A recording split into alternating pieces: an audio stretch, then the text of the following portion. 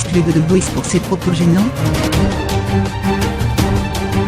La société de production de The Voice réfléchit à l'avenir d'une des candidates, après des messages complotistes qu'elle aurait publiés sur le net après les attentats de 2016. Nous nous sommes expliqués de vive voix avec Ménel. Elle a exprimé ses regrets profonds et présenté des excuses.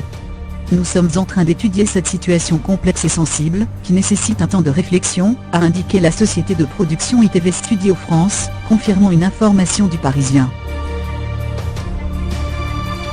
Samedi soir, les téléspectateurs de la Une ont découvert le visage angélique de cette chanteuse de 22 ans, Ménel, amenée à devenir l'un des personnages phares de la saison 7 de The Voice, dont les 3/4 ont déjà été enregistrés, selon le Parisien.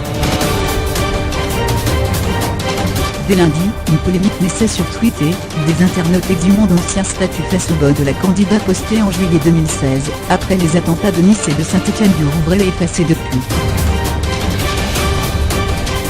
Elle aurait notamment accusé le gouvernement d'être les vrais terroristes, et mis en doute l'attentat de Nice.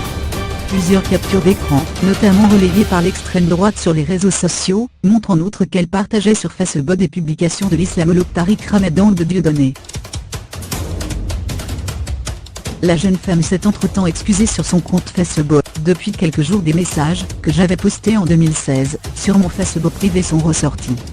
Ces messages étaient l'expression d'une peur que je partageais seulement, à cette époque, avec mes amis sur ce réseau.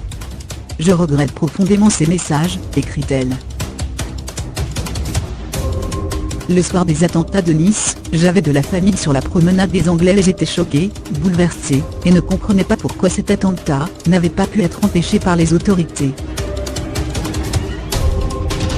2 ans après, j'ai mûri et je mesure le manque de réflexion de ces messages. Je comprends que ces messages choquent et je m'en excuse, poursuit-elle, prônant un message de tolérance envers les autres et de paix entre nous.